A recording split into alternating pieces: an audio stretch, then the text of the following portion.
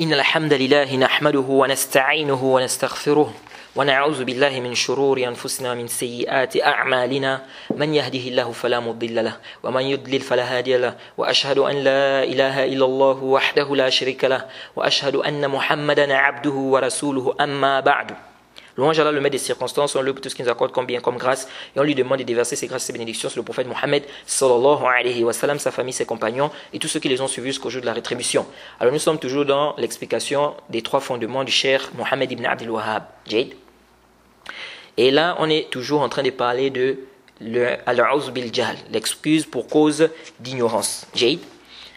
Et si je m'arrête vraiment sur cette question, c'est parce que c'est à cause de son importance.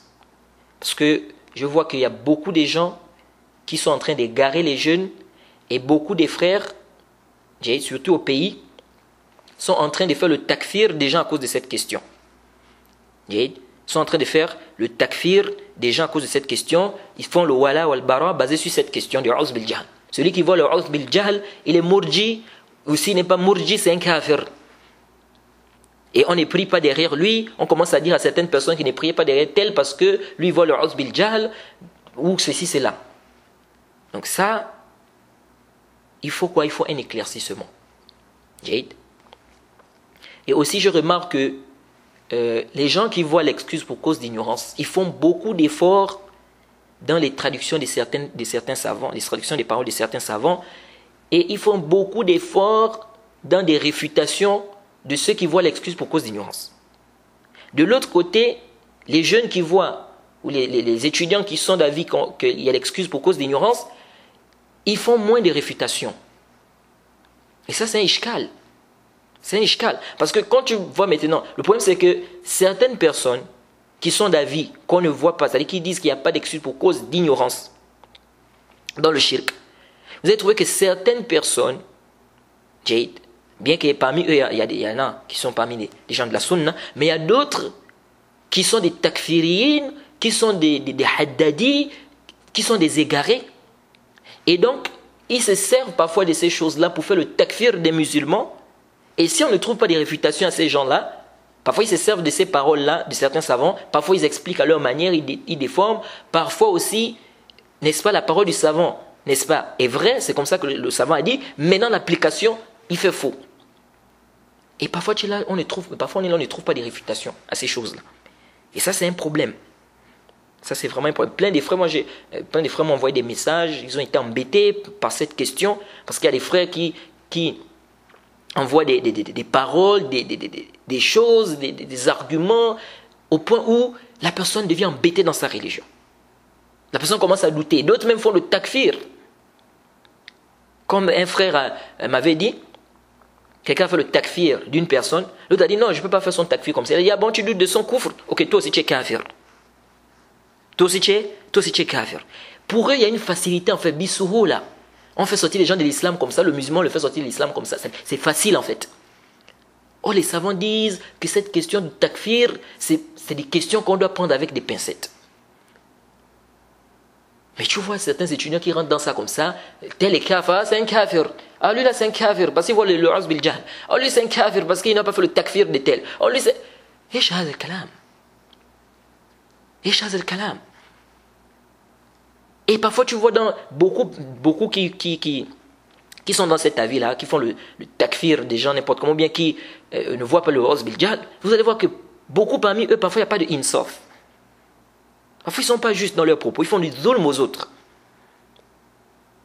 Parce que comment quelqu'un qui dit que moi je suis d'avis des savants qui voient le 'uzr bil jahl, comment tu peux venir dire que cette personne-là ne voit pas que quelqu'un peut sortir de l'islam?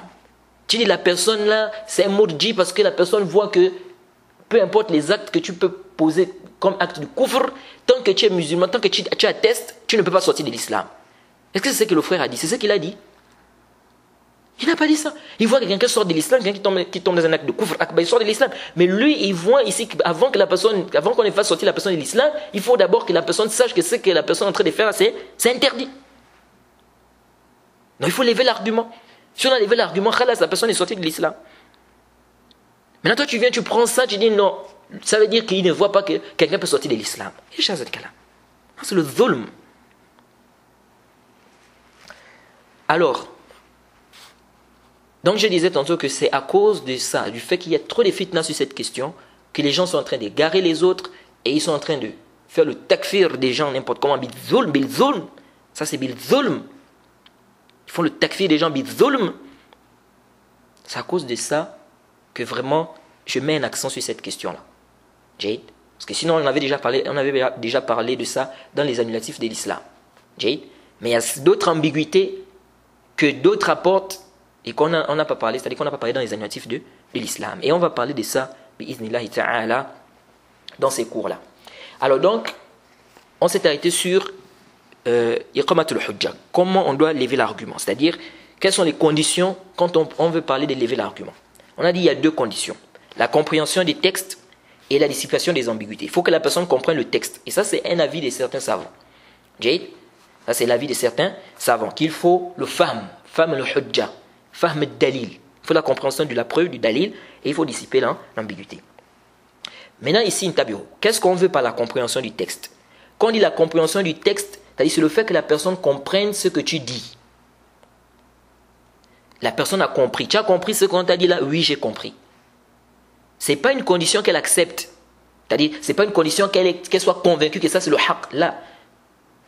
Parce que ça, ce n'est pas dans notre trou de droit. Ce qu'on demande, c'est de faire comprendre la personne. Tu exposes les dalils, les preuves, tu expliques. La personne a compris et te dit, oui, j'ai compris ce que tu as dit. C'est ce qui nous est demandé. Maintenant, est-ce qu'elle est convaincue? Ça, c'est autre chose. Donc, la condition ici, quand on parle de compréhension, c'est que la personne comprenne le texte. Ce n'est pas ici que la personne soit convaincue. Jade, tu as compris ce qui est voulu? Tu as compris ce qu'on veut dire par le texte? Tu as compris ce qui est voulu par le texte? Oui, j'ai compris. C'est ce qu'on demande. Jade, car quelqu'un peut voir un texte ou entendre et il dit, je sais ce qui est écrit. Jade, bien je sais ce qui est dit. Il dit, mais je ne comprends pas. Parfois, vous allez voir des gens comme ça. Il dit, je sais ce qui est dit dans le texte, mais je ne comprends pas le sens de ce hadith. Je ne comprends pas le sens de ce verset. Je ne comprends pas le sens de ce texte. Donc ici, la personne n'a pas compris. Jade. Alors, si la personne comprend le sens ici, l'argument est levé. Là, maintenant, tu as compris le sens? Oui, j'ai compris le sens du texte. J'ai compris ce que ça veut dire. Ah, l'argument est levé. Et parmi les savants qui ont mis comme condition que la personne doit comprendre le dalil, le Cheikh Ibn Uthaymin, il le dit dans le Liqa au Bab al-Maftouh, numéro 58. Et le Cheikh Ibn Uthaymin, subhanallah, comme je vous ai dit, il y a des gens qui viennent qui disent non, le Cheikh Ibn Uthaymin, il a changé d'avis, il ne voyait plus qu'il y a le Uz bil Jahl. C'est quand même les sabis sahih.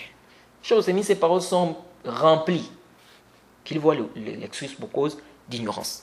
Et même s'il ne s'était pas son avis, ça c'est pas un dalil. C'est ce qui va faire tomber la question de Uz bil Jahl. Sachant que les savants qui ne sont pas savants vont rappeler qu'il y a un khilaf, qu'il y a un ijma. Sur quoi? Sur le fait que la personne peut tomber dans un acte de kufr et être excusée. Donc, là, le kalam laysa bisahih. Jade, il est venu dire que non, le cheikh ne voit plus ça, etc. Où est-ce que vous avez vu ça? Alors que ces paroles sont sariha, claires, wadiha. Et donc, parmi les preuves qu'il faut la compréhension, le hadith des Dhat al-Anwat. Il n'y a pas de doute ici qu'ils avaient quoi? Qu'ils avaient mal compris, qu'ils n'avaient pas bien compris. Donc, le shirk, c'est quoi le shirk?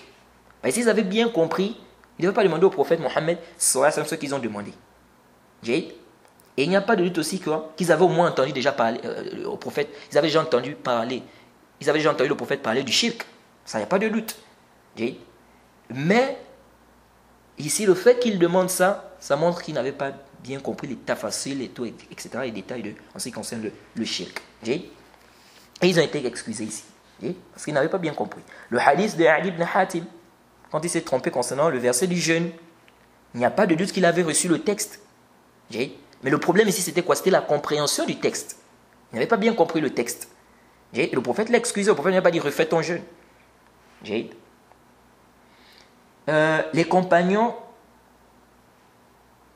n'ont pas rendu mécréants ceux qui avaient rendu le vin halal. À l'époque de Omar. On a déjà parlé de ça, l'histoire de Qudam ibn Maz'un.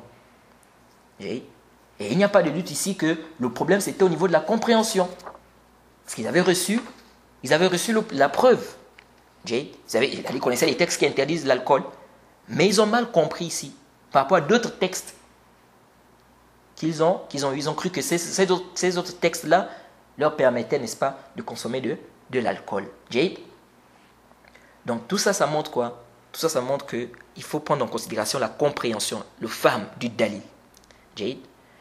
Et Allah subhanahu wa ta'ala dit وَمَنْ يُشَقِّ الرَّسُولَ مِنْ بَعْدِ مَا تَبَيَّنَ لَهُ الْهُدَى. Donc ici, quand on dit min ba'di ma tabayyana, ça montre quoi ici? Il dit, Allah subhanahu wa ta'ala dit, celui qui fait session du messager d'Allah, après que la guidée lui soit clairement par tabayyun, ça veut dire que ça doit être clair. Donc ça montre ici que la personne doit comprendre la preuve. Ça dit, celui qui fait session du messager d'Allah, après que la guidée lui soit clairement parvenue, et qui suit un chemin autre que le chemin des croyants, nous allons lui coller ce qui s'est collé, et nous allons le jeter en enfer. Donc ça montre ici qu'il faut prendre en considération le fahm, la compréhension. Maintenant, certains savants disent que la compréhension n'est pas une condition pour lever l'argument. Et ça, c'est l'avis de certains savants du Najd. Ils disent que la compréhension n'est pas quoi? C'est pas une condition pour lever l'argument. Et il dit, ce qui nous est demandé, c'est de se rassurer que la personne a entendu le texte ou a la possibilité de l'entendre. Si c'est le cas et qu'il tombe dans un acte de shirk ou de kufr, ici l'argument est levé. On dit qu'il c'est un mot shirk. Il n'y a pas ici qu'il faut qu'il comprenne le texte. Car pour eux, les questions de shirk sont des questions claires. Allah a clairement détaillé ça dans le Coran, c'est détaillé dans la Sunna. Donc c'est wadih. Donc ce qui nous incombe, c'est de transmettre, c'est-à-dire que la personne entende le texte. Compréhension là, ce n'est pas une condition. Ils disent qu'Allah n'a pas conditionné la compréhension dans la preuve. C'est-à-dire dans quoi? Ils disent, Allah subhanahu wa ta'ala a dit, surat 6, au verset 19, Allah subhanahu wa ta'ala a dit wa uhiya ilayya hadha al-Qur'an li'unzirakum wa man balagh. C'est le dalil.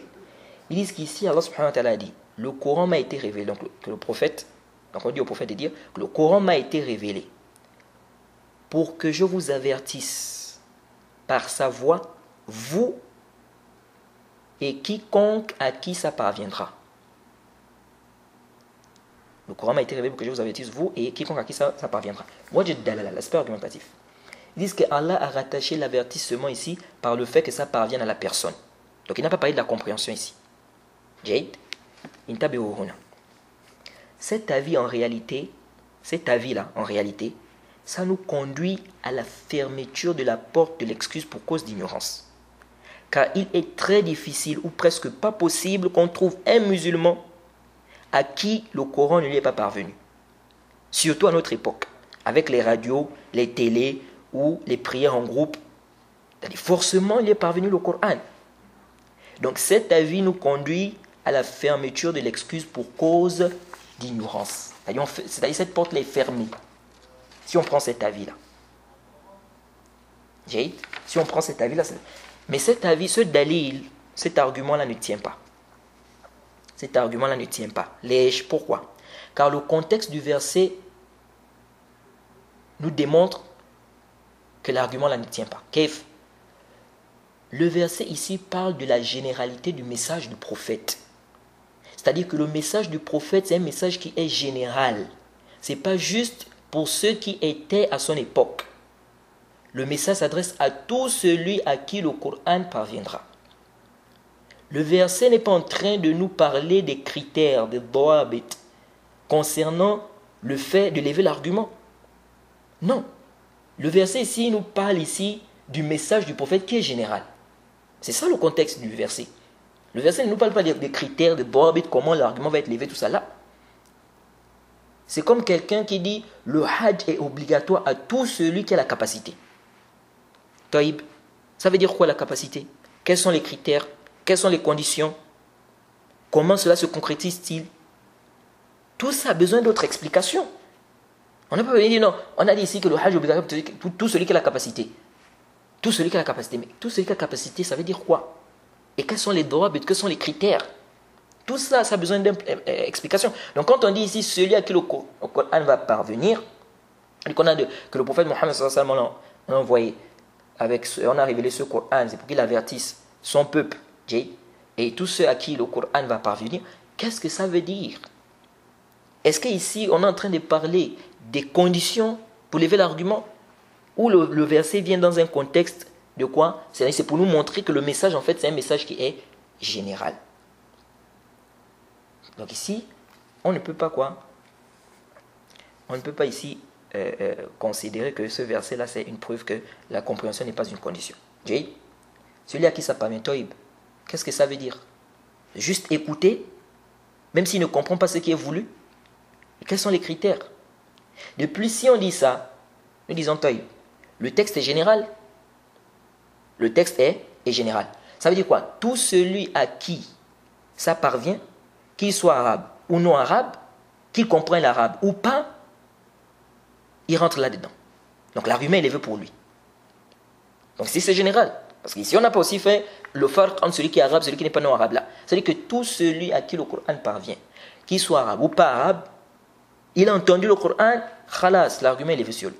Deuxièmement, ça englobe toutes les sentences de la religion. Que ça soit dans les fondements ou dans les branches. Parce que c'est général ici. Donc que ça soit dans le shirk akbar, que ça soit dans le kufr akbar, que ça soit dans les sifat, que ça soit dans les ahkam, tout.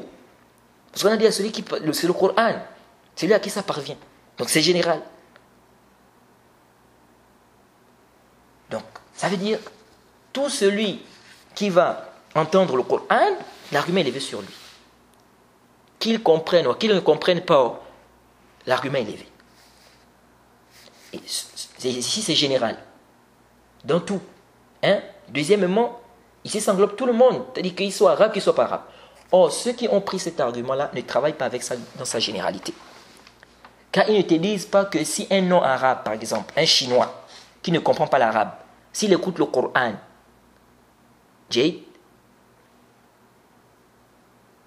ou même s'il ne sait pas, il ne sait même pas que c'est le Coran qu'il est en train d'écouter, ils ne disent pas que celui-là, l'argument est levé sur lui. Ils ne disent pas ça. C'est-à-dire que quelqu'un chinois ne comprend pas la langue arabe, il écoute le Coran, il ne sait même pas, parfois il ne sait même pas que c'est le Coran, mais il écoute. Ils ne disent pas que l'argument est levé sur lui. Si il ne comprend même pas ce qu'il est en train d'écouter là. Alors, donc ça veut dire quoi? Ils n'ont pas travaillé avec le texte dans sa généralité. Parce que le texte a dit celui à qui ça parvient. Khalas. Il a écouté le Coran, ça lui est parvenu. Khalas. L'argument doit être levé.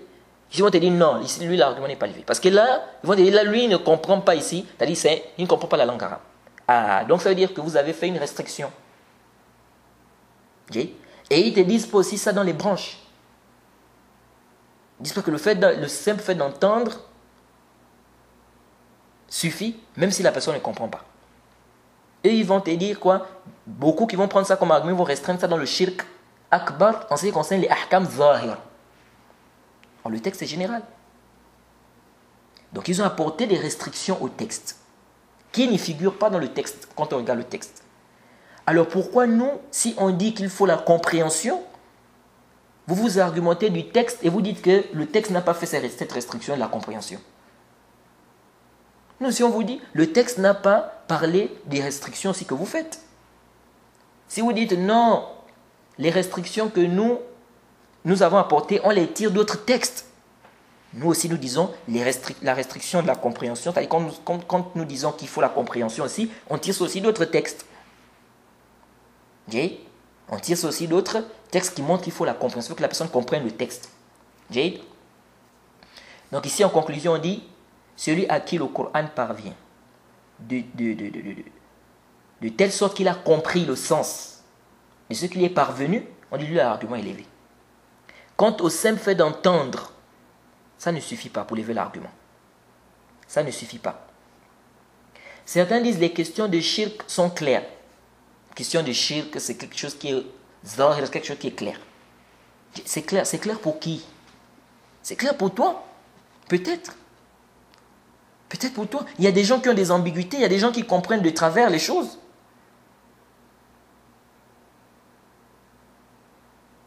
Il y a des gens qui comprennent de travers. Toi, ce que toi tu trouves clair, d'autres personnes peuvent ne pas trouver ça clair. Et c'est la même chose le hadith où le prophète a dit La yasma'u bi ahadun min hadhihi umma yahudiyyun wala nasraniyyun thumma yamutu wa lam yu'minu billazi ursiltu bihi illa kana min ashabin nar. Hadith dans Sahih Muslim, hadith d'Abu Hurairah radiyallahu anhu. Où le prophète a dit il n'y a aucune personne de cette communauté qui va entendre parler de moi, qu'elle soit juive ou chrétienne, et qu'elle refuse de croire au message avec lequel on m'a envoyé sans qu'elle ne fasse partie des gens de l'enfer. Le prophète a dit qui va entendre La yasma'. Il a parlé du sama', il n'a pas parlé du fahm, il n'a pas parlé de la compréhension, il a parlé de celui qui entend. Mais ici, entendre veut dire quoi? Tout d'abord, ça parle d'un kafir. Et on verra plus tard que faire l'analogie. Parce qu'ici, il parle bien des koufars, des gens qui sont des koufars à la base. Que la personne soit juive ou chrétienne, etc. Donc, on va voir que faire l'analogie des koufars ou du kafir avec le musulman, ça ne tient pas. Ça ne tient pas et on verra ça, Inch'Allah. Mais deuxièmement, ici, entendre, qu'est-ce que ça veut dire entendre? C'est-à-dire entendre réellement le message de manière conforme et non de manière déformée, comme explique le Cheikh Al-Albani dans le Sislat al-Sahiha, au tome 9 à la page 21. Il doit entendre le vrai message de l'islam, ce n'est pas un message déformé. Donc, il faut qu'il comprenne. De deux, le hadith est général. Il a dit entendre, ça englobe tout. Tout ce qui est venu avec le prophète, que ce soit dans les branches, dans les fondements. Or, ceux qui s'argumentent de ce texte-là n'appliquent pas le texte de manière générale. Il dit c'est dans les masaïl zahira, dans le shirk. Donc ici, vous avez fait une restriction. Donc nous, si on veut faire aussi une restriction, on veut dire ici que non, il faut le femme. Le simple fait d'entendre ne suffit pas. Pourquoi vous dites là? Si vous dites non, vous avez fait ça à cause des dalils, on dit nous, si on a fait ça à cause des dalils, d'autres dalils. Donc la masse, elle revient maintenant au dalil. Le débat revient maintenant au dalil. Et dans notre l'islam, on a aussi réfuté quelques arguments concernant cette question du sama'. Les gens qui prennent des textes où ils n'entendent pas, ils ne raisonnent pas, tout ça, on a parlé de ça dans les annulatifs de l'islam. Donc on va plus ramener ces arguments-là ici. Ensuite, il faut la dissipation de l'ambiguïté. Car si on excuse celui qui est ignorant, on doit plus excuser celui qui a une ambiguïté. Car celui qui a une ambiguïté, ça dit, mais celui qui a une ambiguïté, il est deux fois ignorant. Le plus souvent. Pourquoi? Parce qu'il ignore la chose et il croit que ce qu'il connaît, c'est la vérité. Donc il ne sait pas en fait qu'il est ignorant. Donc c'est le jahl murakkab. Donc celui qui est ignorant une fois, s'il est excusé, non, celui qui est ignorant deux fois, c'est-à-dire, non seulement il ignore la chose, mais il ignore lui-même qu'il est ignorant. Il pense que ce qu'il fait là, c'est bien. Donc il a une shubha.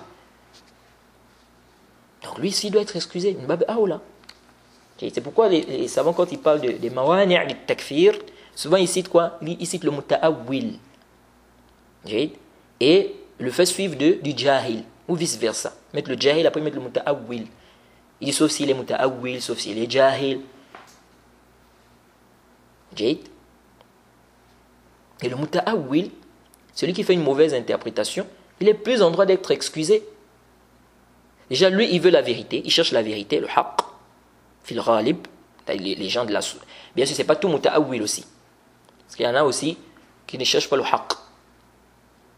Lui, il veut seulement le jidal, il veut débattre, il veut égarer les gens.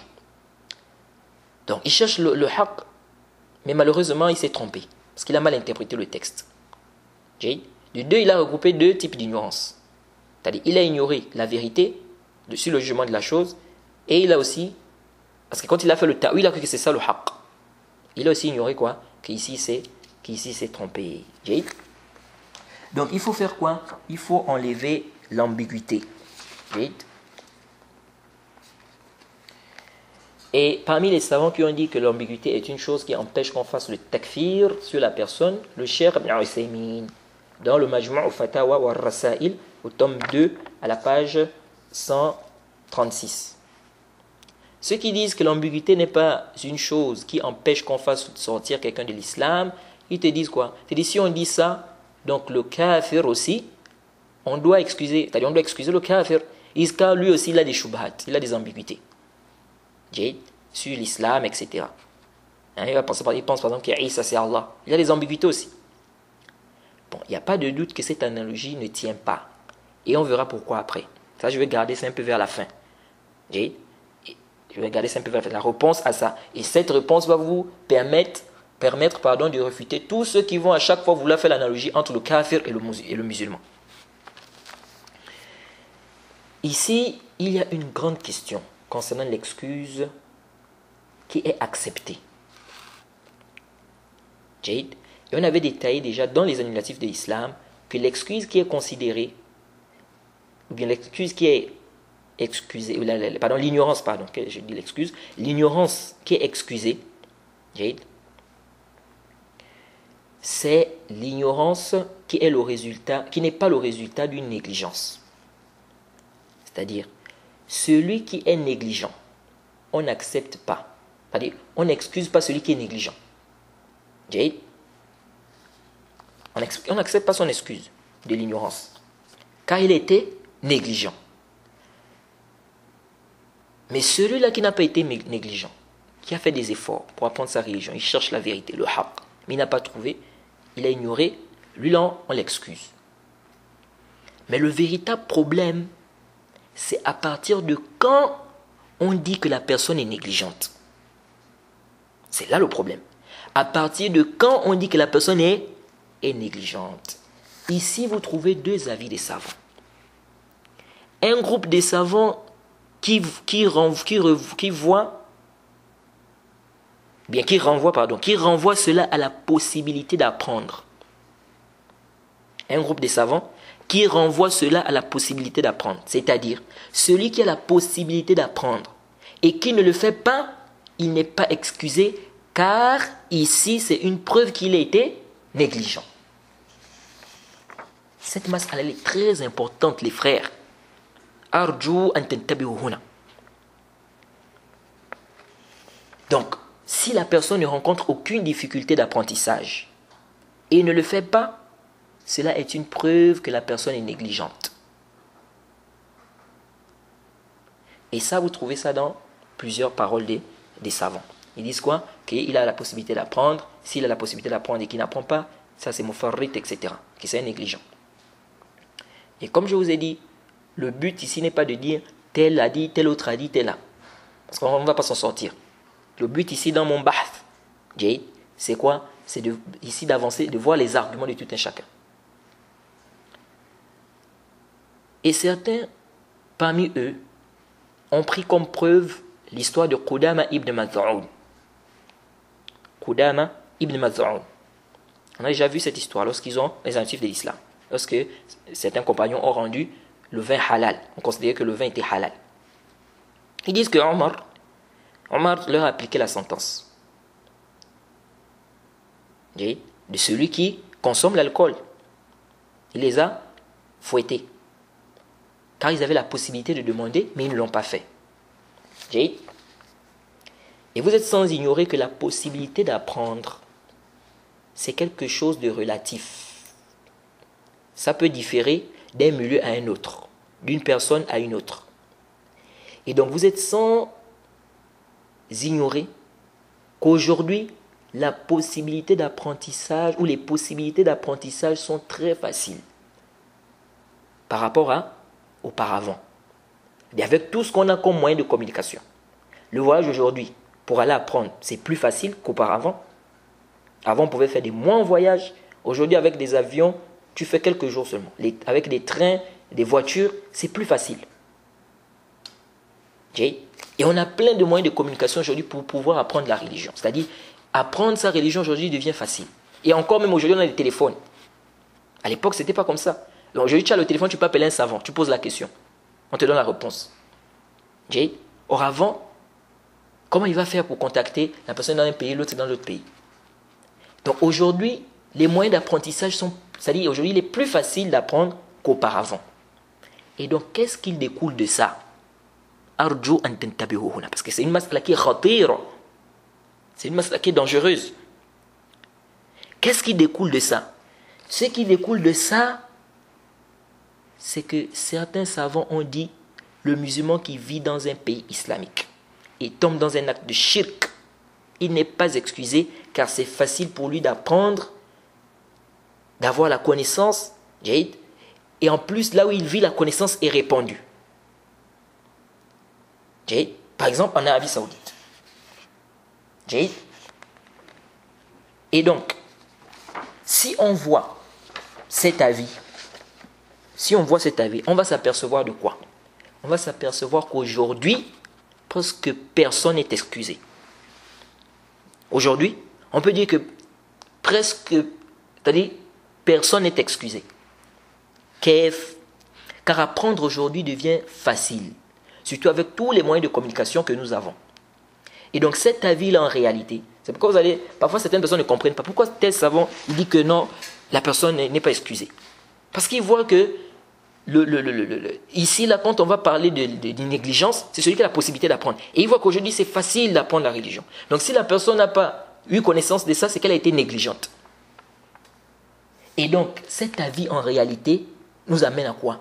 Cet avis, en réalité, ferme la porte de l'excuse pour cause d'ignorance. Cet avis, en réalité, ferme la porte de l'excuse pour cause d'ignorance. Car si la possibilité d'apprendre qui est considérée, pour déterminer si quelqu'un est négligent ou pas, si c'est la possibilité d'apprendre, et donc si aujourd'hui la possibilité d'apprendre est plus facile qu'auparavant, ça veut dire qu'aujourd'hui, les gens ne sont pas excusés. Personne n'est excusé. Parce que c'est très facile d'apprendre. C'est plus facile d'apprendre qu'autrefois. Donc aujourd'hui, la personne n'est pas excusée. Car c'est facile. Donc il était négligent. Pourquoi il ne posait pas la question? Pourquoi il n'appelle pas les savants? Pourquoi? Est-ce que vous voyez? Ça, c'est le premier avis. Donc cet avis-là, en réalité, quand on regarde ça en profondeur, ça ferme la porte de Uzz bil Jahl. Le deuxième avis.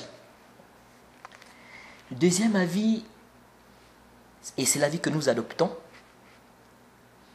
c'est quoi? C'est l'avis de ceux qui ont dit que ce qui est considéré, c'est la négligence en elle-même. Ce n'est pas forcément la possibilité d'apprendre. Ce qui est considéré, c'est la négligence en elle-même, ce n'est pas forcément la possibilité d'apprendre. Intabi'uhuna. Je dis bien, ce n'est pas forcément la possibilité d'apprendre. Pourquoi? Car la possibilité d'apprendre peut être une preuve de négligence de la personne. Mais nous disons que ce n'est pas toujours le cas. Raison pour laquelle nous disons que ce qui est pris en considération, quand on veut déterminer qui est négligent, qui n'est pas négligent, c'est la négligence en elle-même. C'est-à-dire, on doit regarder la personne et voir si réellement elle a été négligente ou pas.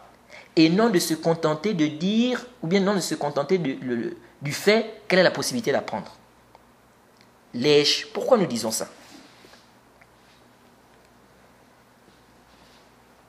Parce que nous disons que tout celui qui a été négligent, c'est pourquoi on dit que tout celui qui a été négligent dans l'apprentissage de la religion,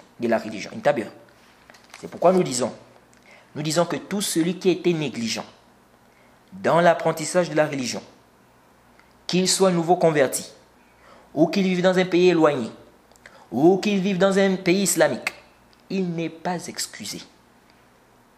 Je reprends.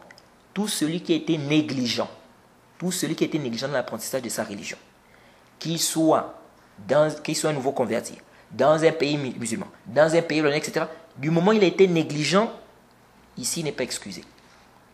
De l'autre côté, tout celui qui n'a pas été négligent dans l'apprentissage de sa religion, qu'il soit nouvellement converti, ou qu'il vive dans un pays éloigné, ou qu'il vive dans un pays islamique, il est excusé. Car la raison ici, c'est la négligence. La illa, c'est la négligence. On doit ici fonctionner avec les usul. Si nous disons que la illa de l'excuse du uzr, c'est la négligence, ça veut dire ici que lorsqu'on va trouver cette illa-là sur une personne, on applique la sentence.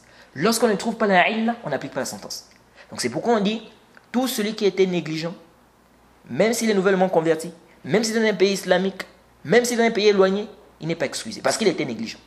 Tout celui qui n'a pas été négligent, qu'il soit dans un pays islamique ou pas dans un pays islamique, il est excusé. Contrairement à ceux qui pensent que la non-négligence ne se limite qu'à celui qui est nouvellement converti, ou à celui qui est dans un pays éloigné. Pourquoi nous disons ça? Pourquoi nous disons que ce qui est pris en considération, c'est la négligence en elle-même, et non forcément le fait qu'il dénonce forcément la possibilité d'apprendre. Pourquoi nous disons ça? C'est quoi notre preuve dans ça? Nous disons ça, Jade, lèche, car nous disons que ce n'est pas tout celui qui n'a pas appris quelque chose, pourtant il est capable, il a la possibilité d'apprendre, qui est négligent. Je reprends. Ce n'est pas tout celui, Jade, ce n'est pas tout celui qui n'a pas appris quelque chose, pourtant il est capable, il a la possibilité de l'apprendre, qui est négligent. Car ce n'est pas tout celui qui a la possibilité d'apprendre et qui ne le fait pas, qui est négligent. Car il peut être ignorant, il pense que ce qu'il fait là, c'est la vérité. Ça ne contredit en rien l'islam. Lui, il ne va pas apprendre ce qui est en rapport avec ça, pas parce qu'il est négligent, mais parce qu'il pense que c'est... C'est-à-dire, il est en train de penser, Jade, qu'il n'a pas... C'est-à-dire qu'il n'a plus à apprendre ça, car il connaît déjà ça.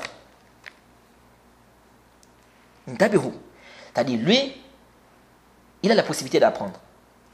Il ne va pas apprendre ça. C'est-à-dire, il a la possibilité de connaître telle ou telle chose, mais il ne va pas connaître, il ne va pas poser la question, il ne va pas demander. Pourtant, il a la possibilité. Pas parce qu'il est négligent, non. Parce que lui, il pense déjà qu'il a la connaissance sur ça. Donc, il n'y a pas de raison de poser la question, parce que pour lui, il connaît. Pour lui, il connaît déjà ça. Il a déjà la réponse sur ça. Donc, pas de raison d'aller poser encore la question à quelqu'un d'autre. Parce qu'il a déjà la réponse. Est-ce que lui, on va dire qu'il est négligent? Il n'est pas négligent. Mais pourtant, il a la possibilité de poser la question et de demander. Mais lui, on ne va pas dire qu'il est négligent. On ne va pas dire qu'il est négligent, les frères. Toi, tu as appris que telle ou telle chose est autorisée. Par un frère de confiance, ou bien ton imam, ou le cher dont tu as confiance. Tu as confiance à ce cher-là, et pourtant, ça peut être même un égaré. Cet imam-là ou ce cher dont tu as confiance, ça peut être un égaré. Toi, tu as appris de ce cher-là ou de cet imam-là que ça, c'est autorisé. Tu as confiance à ce cher-là. C'est-à-dire tu es ignorant, toi, tu as confiance en lui. Donc, tu poses la question, il te dit, toi, tu dis, Allah subhanahu wa ta'ala dit, fas'alu ahla dhikri in kuntum la ta'lamun. Donc, toi, tu vois que celui-là, c'est un cher.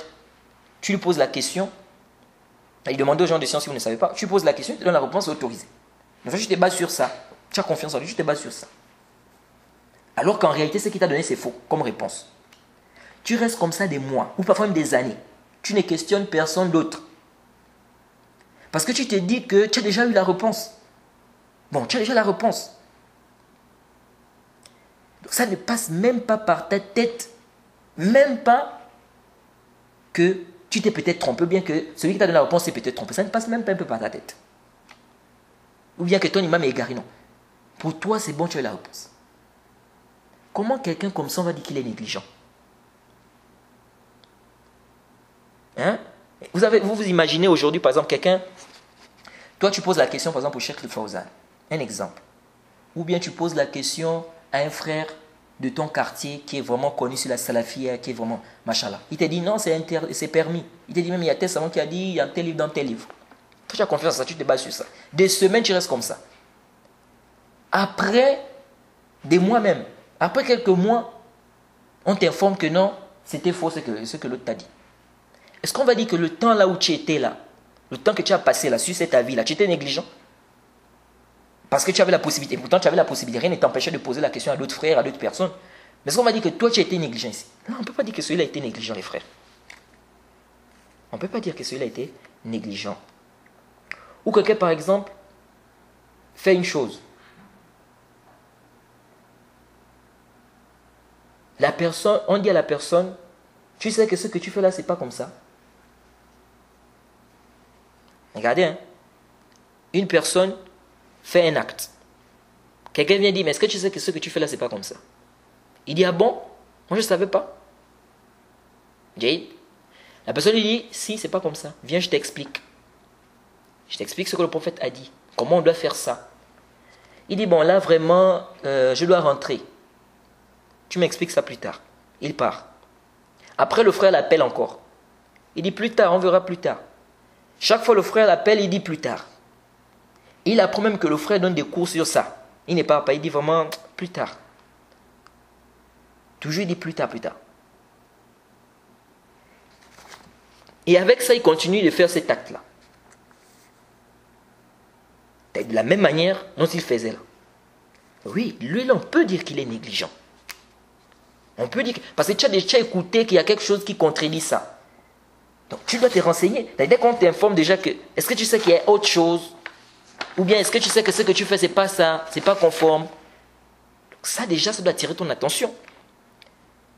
Donc lui, on peut dire, peut-être, lui, on peut dire, oui, il est négligent. Lui, là, on peut dire quoi?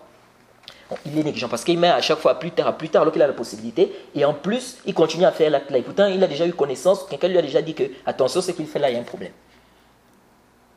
Mais quant au fait de dire que la simple possibilité suffit et appliquer ça dans tous les cas, ça c'est une erreur. Et ça contredit même la réalité. Combien de gens sont motivés pour apprendre la religion, pour suivre le prophète, mais ils continuent sur leur erreur car ils ne savent pas qu'ils sont en erreur. Combien de personnes? Et s'ils avaient eu connaissance, si on leur dit que ça c'est interdit, c'est une erreur, ils vont délaisser ça aussitôt. Combien de gens sont comme ça? Oui, le fait que la science soit répandue dans un endroit, et la personne ne sait pas telle ou telle chose, que telle ou telle chose est interdite ou permise, ça peut être un grand signe de sa négligence. Ça, on en dit combien pour ça, on ne refuse pas ça. C'est-à-dire, tu es dans un pays comme l'Arabie Saoudite, où on parle du tawhid tous les jours, etc., etc. Et tu viens, tu dis, tu ignores qu'il est gorgé pour autre qu'Allah, c'est le shirk. Non, ça peut être un signe, un grand signe, que ça fait preuve de ta négligence. Mais le problème, c'est que mettre ça maintenant partout, mettre ça comme un critère, par lequel on va détecter qui est négligent, qui n'est pas négligent, dire que c'est la simple possibilité d'apprendre, la shakka que fihi nazar. Donc ce qui est pris en considération, c'est la négligence en elle-même. Et cela peut différer selon les personnes, selon les problèmes, selon les milieux. Quelqu'un dans un milieu où il y a plein de sectes, lui il croit que les imams là ce sont des savants. Ceux qui sont devant là ce sont des connaisseurs. Ils ont appris la religion, ils connaissent la religion. Alors que ce sont des égarés. Ils égarent les gens avec des ambiguïtés. Lui là, pour lui ça c'est ceux qui ont appris la religion. Donc s'il a un problème il va chez eux, il pose. Comment lui on va dire qu'il est négligent lui là? On dit non, il est négligent, la science est répandue aujourd'hui, il y a plusieurs moyens de communication pour apprendre, etc. etc. Donc il est négligent. Quel fait ça? Alors que c'est même pas passé par sa tête qu'il se trompe ou que ceux qui sont devant lui sont en train de se tromper. Et parmi les savants qui ont vu que la simple possibilité d'apprendre n'est pas forcément une preuve, n'est pas forcément, il faut bien écouter, n'est pas forcément une preuve de négligence, l'imam Zahabi. L'imam Zahabi dans Al-Kaba'ir, à la page 12, lorsqu'il dit, si on dit tel est négligent parce qu'il n'a pas demandé, il a dit celui-là, c'est même pas passé par sa tête. Ni, c'est même pas passé par sa tête que demander même à celui qui doit lui enseigner, c'est obligatoire. Même ça, c'est pas passé par sa tête. Okay. Donc, se baser sur la simple possibilité, fihi nazar. Et parmi les savants qui ont rappelé aussi ce point-là important, c'est-à-dire qui ont rappelé que c'est ce qui est pris en considération, c'est la négligence. Qu'on doit vraiment avoir des preuves que la personne était négligente. Le cheikh Abdurrahman al-Muallimi, le muhaddis du Yémen, dans son livre Raf' al-Ishtibah, à la page 52. Et le cheikh Ibn Usaymin aussi a fait allusion à cela, que celui dont c'est même pas passé par sa tête que telle ou telle chose est haram. Il dit comment celui-là on va dire que cette personne-là est sortie de l'islam? Comment on va réprimander cette personne? C'est même pas passé par sa tête. Donc, le cheikh Usaymin explique ça. Il dit ce qui va le pousser à apprendre même, c'est pas passé par sa tête. Il a dit lui il est excusé, il est excusé. Ce qui va te pousser même à apprendre là, c'est pas passé par sa tête. Lui il est excusé. Le cheikh a rappelé ça. Et je crois on avait cité cette parole là, cette parole du cheikh. Et vous pouvez aussi trouver, vous pouvez lire par exemple dans le Qawl al-Mufid. Lisez Qawl al-Mufid du cheikh Ibn Usaymin au tome 1 à la page 218. Il parle de ça. Il dit celui-là où c'est même pas passé par sa tête que telle chose est haram. C'est-à-dire ce qui va le pousser même à apprendre n'est pas passé par sa tête. Il a dit celui-là il est excusé. Donc ici là, c'est la négligence on doit prendre en considération. C'est pas seulement ou bien forcément la possibilité d'apprendre.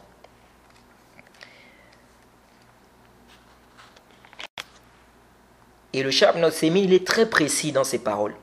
C'est pourquoi vous allez voir que le Cheikh Ibn Uthaymin, dans Manzoumatu Qawa'id al-Fiqh, à la page 73, il a dit quoi? Il a dit, si l'ignorant, il dit, si l'ignorant est négligent, comme le fait qu'il a la possibilité d'apprendre, mais est négligent, ici, il se peut qu'on ne l'excuse pas pour son ignorance.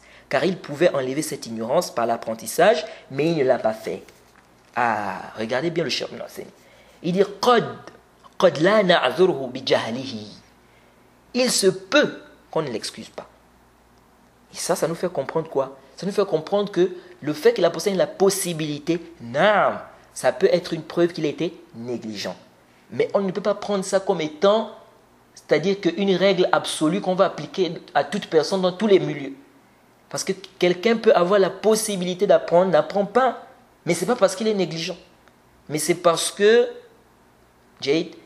justement, il ne pense même pas que ce qu'il est en train de faire, c'est en contradiction. Pour lui, il pense qu'il a déjà eu la réponse, ça suffit, il n'a plus besoin de lui poser la question, il n'a plus besoin de lui demander. Donc, nous disons ceci, ne pas apprendre. Pourtant, on a la possibilité d'apprendre la chose, ne revient pas forcément à la négligence. Ça peut découler d'un manque de science, n'est-ce pas, qu'on est en contradiction avec les textes. Et ça, c'est l'avis que nous trouvons juste, et sans conformité avec les preuves, car le prophète Mohammed sallallahu alayhi wa sallam a excusé plein de compagnons sur des erreurs qu'ils ont fait. Pourtant, ils avaient la possibilité de demander. Ils avaient la possibilité de demander au prophète. Ils étaient autour du prophète. Mu'adh, lorsqu'il s'est prosterné devant le prophète Mohammed sallallahu alayhi wa sallam, pourquoi le prophète ne lui a pas dit, mais pourquoi tu n'as pas demandé si c'est interdit ou pas ce que tu fais? C'est la même chose de Ali ibn Hatim, lorsqu'il s'est trompé concernant le verset du jeûne. Pourquoi le prophète ne lui a pas dit, mais pourquoi tu n'as pas demandé? Tu es avec moi. Tu pouvais d'abord demander. Et on voit que le prophète aussi a dit à ceux-là, par exemple, qui avaient fait la fatwa aux autres, à l'autre, pardon, de se laver, celui qui s'était blessé, qui a dit, est-ce que je peux faire tayammum? Ils ont dit, non, tu dois te laver, il s'est lavé, il est mort.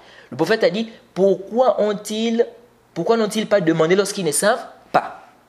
Là, ici, le prophète a dit, pourquoi n'ont-ils pas demandé lorsqu'ils ne savent pas? Pourquoi il a dit? Et pourquoi là-bas, il n'a pas dit? Il faut regrouper les textes et trouver un terrain d'entente entre les textes. C'est comme ça que le talib al-usuli, celui qui fait les usul, il doit faire le jama' des nusus et comprendre qu'est-ce que les savants ont dit, comment est-ce qu'il faut comprendre ces textes-là. Et non de prendre une partie des textes et laisser d'autres. Donc là-bas, il n'a pas repris, il n'a pas dit pourquoi vous n'avez pas demandé. Et pourtant, ils sont avec le prophète. Et là-bas, il a dit pourquoi n'ont-ils pas demandé lorsqu'ils ne savent pas. Donc comment comprendre? Il faut trouver un terrain d'entente. Donc certainement, le prophète Mohammed, là-bas, il a vu une négligence. Et ici, il n'a pas vu une négligence. C'est pourquoi il n'a pas dit pourquoi tu n'as pas demandé. C'est pourquoi on dit que ce qu'on doit prendre en considération, c'est la négligence. Si on voit que la personne on a vraiment des preuves, des indices que la personne était négligente, là on dit on n'accepte pas son excuse. Mais si on voit que la personne n'a pas été négligente, on ne va pas ici dire que la personne est négligente, même si la personne avait la possibilité d'apprendre. Car la possibilité d'apprendre n'est pas toujours, n'est-ce pas, une preuve de négligence. Et ça aussi, ça nous montre quoi? Ça nous montre que si c'était seulement la possibilité d'apprendre qui suffisait, c'est-à-dire c'était seulement la possibilité d'apprendre qu'il faut prendre en considération, le prophète Mohammed, ça ne devait pas excuser ses compagnons-là. Il devait leur dire pourquoi vous n'avez pas demandé, vous êtes avec moi. Et quant à l'histoire de Qudama ibn Maz'un, ce n'est pas une preuve. Ce n'est pas une preuve contre nous. Car Omar ici les a excusés. Sinon, il devait les rendre mécréants.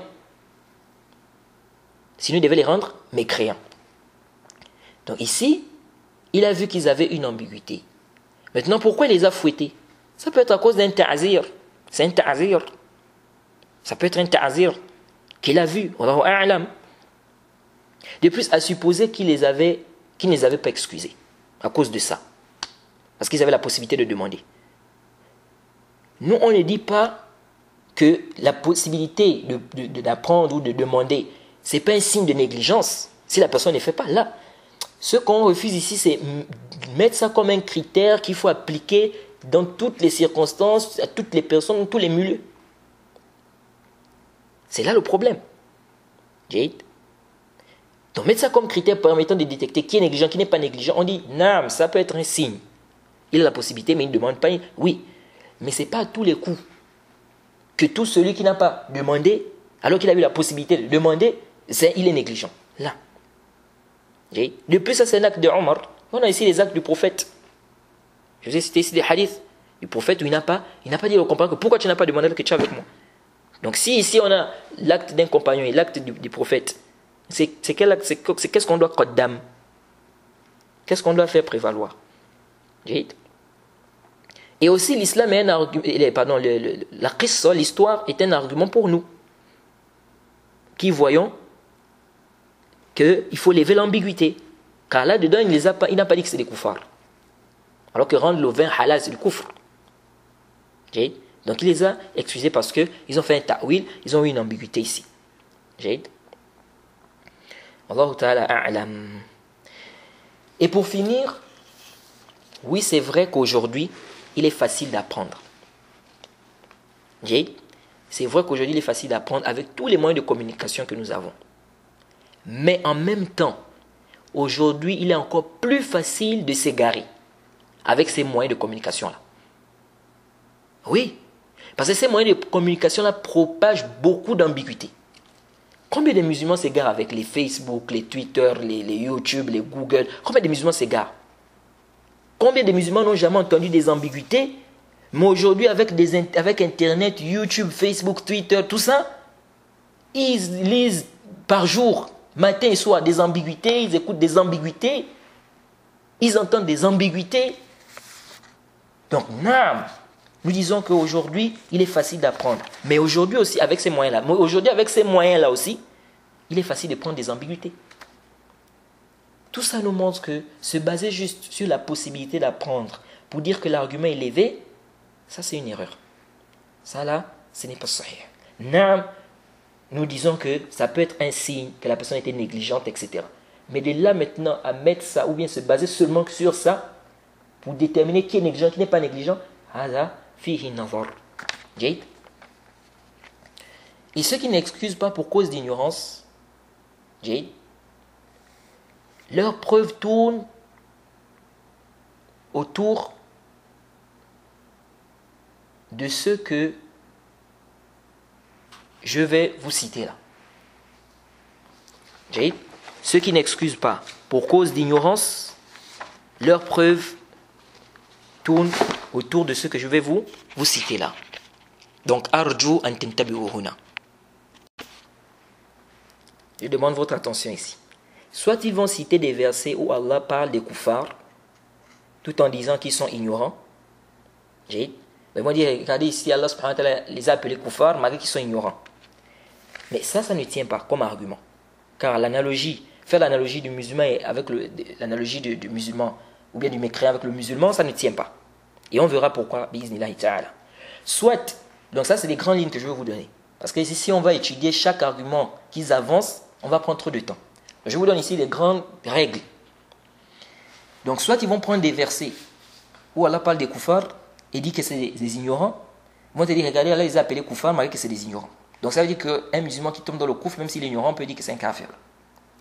Mais ça là, ça ne tient pas parce que faire l'analogie avec le musulman, l'analogie entre le musulman et le kafir, ça ne tient pas. Et on va détailler ça, bi'iznillahi ta'ala. Pourquoi on dit que ça ne tient pas cette analogie? Soit ils vont t'amener des textes où on dit que les koufars pensent être guidés, alors qu'ils sont égarés. Donc pour dire que le musulman qui fait un acte par ignorance, il pense que ce qu'il fait c'est bien. Alors qu'Allah subhanahu wa ta'ala a parlé des koufars qui pensent être guidés alors qu'ils ne sont pas guidés, mais il les a appelés koufars, donc lui aussi on doit l'appeler kafir même s'il pense qu'il est guidé. La réponse à cela, c'est la même réponse qu'on va donner par rapport au premier argument, premier type d'argument, c'est-à-dire ceux qui font l'analogie. Parce que ça, c'est toujours, là, ici, ils font toujours l'analogie entre les koufars et le musulman. Donc c'est la même réponse qu'on va donner par rapport à cela. En gros, ils vont te ramener des textes qui parlent des koufars pour vouloir appliquer ça sur les musulmans. C'est-à-dire ils vont t'amener des textes qui parlent des koufars et on dit que c'était des ignorants ou bien on a dit qu'ils ne raisonnent pas, ou bien on a dit qu'ils n'ont pas entendu, etc. Donc ils vont t'amener ces textes-là pour te dire, malgré tout ça, on les a appelés koufars. Donc, le musulman qui tombe dans un acte de koufr, même s'il n'a pas entendu la preuve, même s'il est, il est ignorant, on doit l'appeler kafir, on doit dire que c'est un kafir. C'est bon? Ça, c'est une catégorie d'arguments. Une autre catégorie, il te ramène des arguments, certains vont t'amener des arguments où on cite la raison, ou la fitra. Quelle est la raison ou la fitra? Parmi les arguments qui t'avancent, ils vont te dire, la fitra, en un mot. C'est ce qu'ils vont te dire. Ils vont te dire la raison, ou bien la fitra, donc la nature saine, prouve qu'associer à Allah n'est pas quelque chose de bien. Ils disent que la fitra refuse ça. Même la raison refuse qu'associer à Allah, c'est-à-dire c'est quelque chose de bien. Donc ça, c'est un argument. La réponse à ça, on a déjà détaillé. On a dit quoi? Que la raison en elle-même ne suffit pas pour mettre quoi? Pour mettre des obligations sur des gens ou des interdits, ou bien pour lever l'argument. Sinon, on ne devait pas envoyer des messagers. La raison à seule ne suffit pas pour lever l'argument. Donc on ne peut pas se baser sur la raison seule, la raison à elle seule pour dire que l'argument était levé. De plus, le débat n'est pas sur le fait de savoir que le shirk, c'est pas bien ou pas. C'est pas là-bas le débat. Parce que la raison peut réprimander, voir que c'est pas bien d'associer Allah et tout ça. Mais les tafasil, les détails, parfois la raison ne peut pas connaître ça. Les détails de ce que vous allez voir, vous allez voir beaucoup de gens qui sont dans le shirk, qui tombent dans le shirk. Par exemple, ceux qui invoquent les morts. Tu vas voir beaucoup parmi eux vont te dire que le shirk c'est haram. Hein? Beaucoup parmi eux vont te dire non, comment associer à Allah, c'est pas permis d'associer à Allah. Mais tu le vois, il est en train de faire le shirk. Comment ça? Parce que lui, en fait, il pense que ça, là, ça ne rentre pas dans le shirk. Ça ne rentre pas dans l'association. Et oui, il y a des ambiguïtés. Il va dire non, c'est juste un moyen. C'est Allah qui nous a permis ça. C'est juste quoi? C'est juste un moyen pour se rapprocher d'Allah. Ça ne rentre pas dans le shirk. Donc, le débat n'est pas est-ce que la raison réprouve le fait de faire le shirk ou pas. Non. Le problème, c'est les tafasil. Les tafasil. La raison peut ne pas détecter ou déterminer que telle ou telle chose, ça rentre dans le shirk, ça rentre dans le shirk. Combien de musulmans sont dans des trucs qu'ils ne savent pas? Quand tu viens, tu leur dis, tu sais que c'est du shirk, ils disent, ah bon, je ne savais même pas que c'était du shirk. Et tout de suite, ils délaissent. Et que quelqu'un ne nous dise pas, oui, mais ça c'est l'argument des associateurs avant, à l'époque. Eux aussi, ils disaient que ça, ce n'est qu'un moyen de nous rapprocher d'Allah. La réponse à cela, c'est quoi? C'est que l'analogie là ne tient pas. C'est-à-dire faire l'analogie du kafir avec le musulman, ça ne tient pas. Et on va expliquer pourquoi. Jade, on n'a pas dit que ça c'est un argument qui tient. On n'est pas en train de dire que si un musulman par exemple nous dit non, ça c'est pour me rapprocher d'Allah, c'est pas du shirk, on n'a pas dit que cet argument là tient, c'est un argument qui est bâti, ça il n'y a pas de doute. Et c'est l'argument que les associateurs disaient, mais ils disaient non, c'est pour nous rapprocher auprès d'Allah. Et c'est clair que c'est un argument qui est bâti. Là-bas, c'est pas là-bas la question.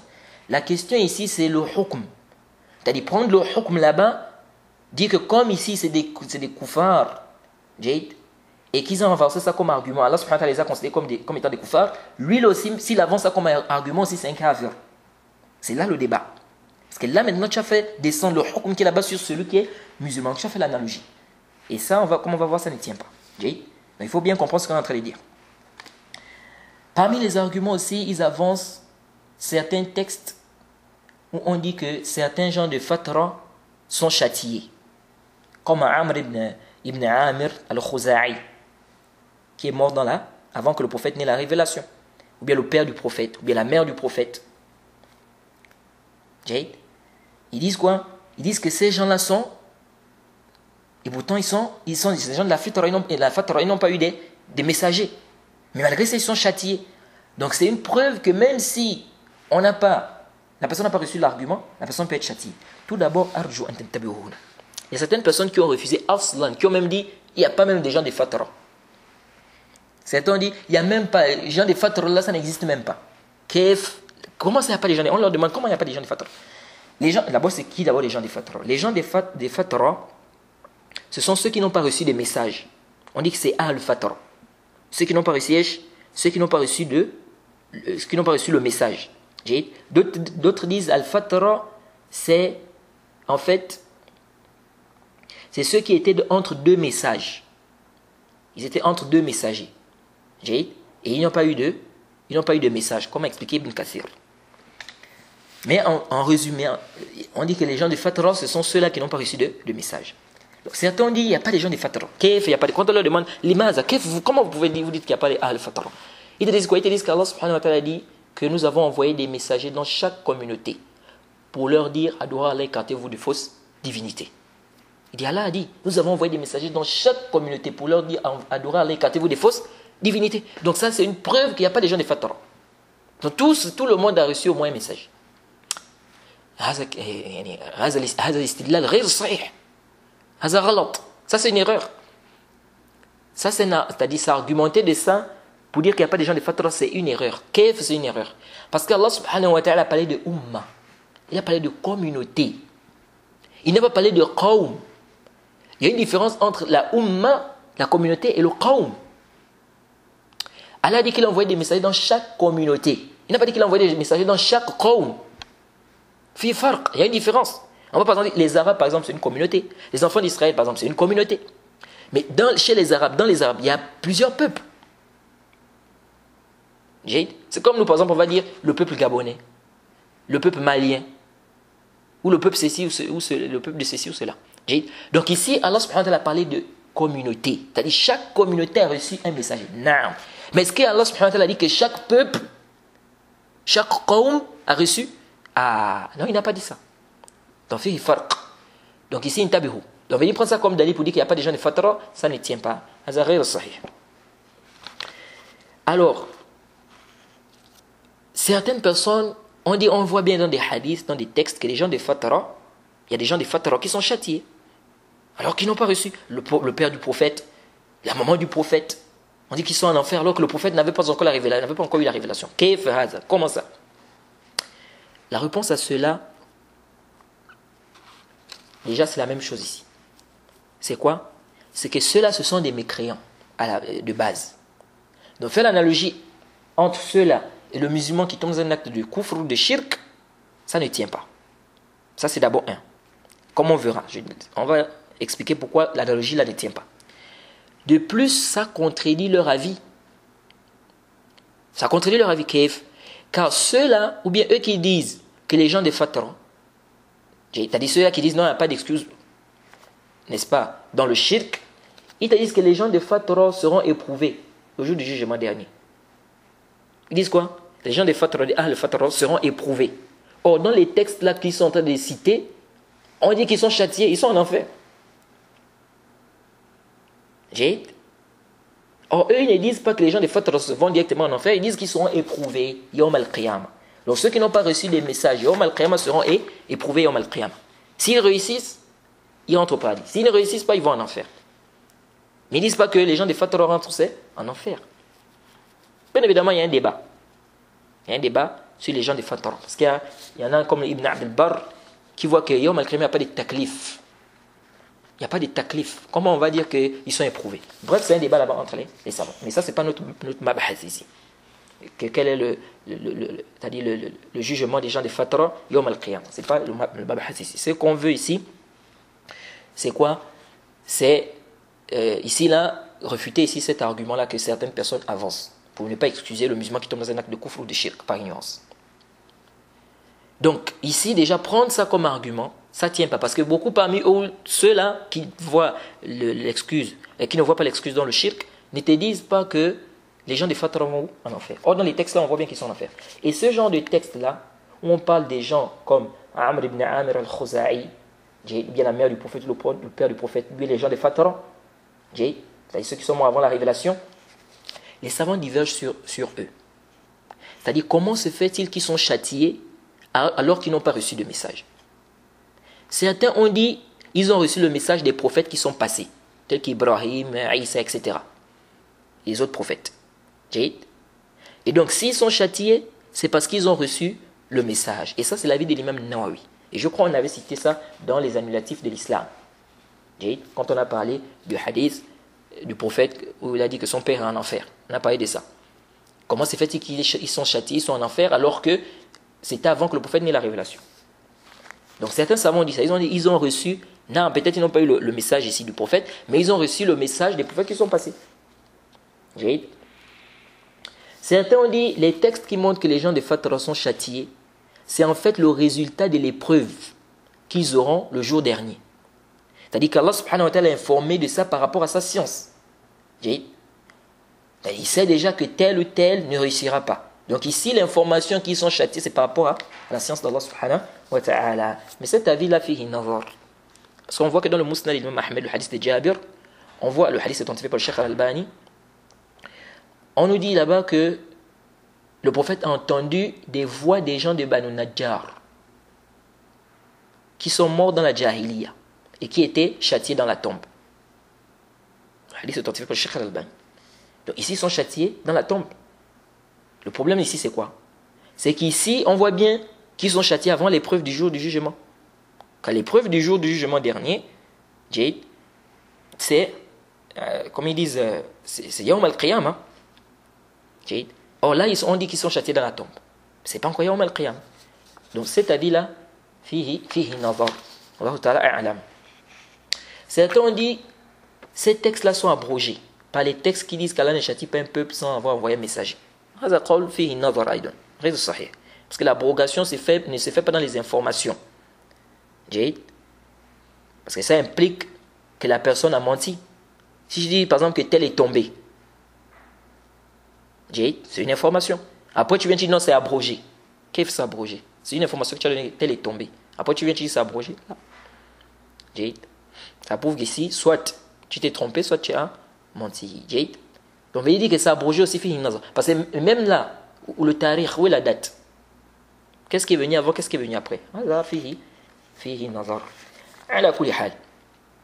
De toute façon, nous disons, ça ne peut pas être des preuves, car eux, les hadiths qui parlent des gens de Fatra, ça ne peut pas être des preuves, car eux, ils sont éprouvés, n'est-ce pas? Car parce que eux, ils disent que quoi? Ils disent que les gens de Fatra sont éprouvés, et au malgré, ils ne sont pas directement châtiés. Et le plus, ici, ce ne sont pas les mécréants de base. Donc faire l'analogie entre eux et, comment on appelle, et le musulman qui tombe dans un acte de kufr de shirk, et puis il y a trop de tanaqud même dans ça. Parce qu'après ils vont te dire non, en fait, la personne, même si on n'a pas levé l'argument, la personne ne va pas être châtiée au mal-qiyam. Parce que l'argument n'a pas été levé. Mais ici sur la terre, on dit que c'est un kafir. Mais ceux-là, ils sont châtiés. Qu'est-ce vous dites, ils n'ont pas reçu les messages, ils sont châtiés.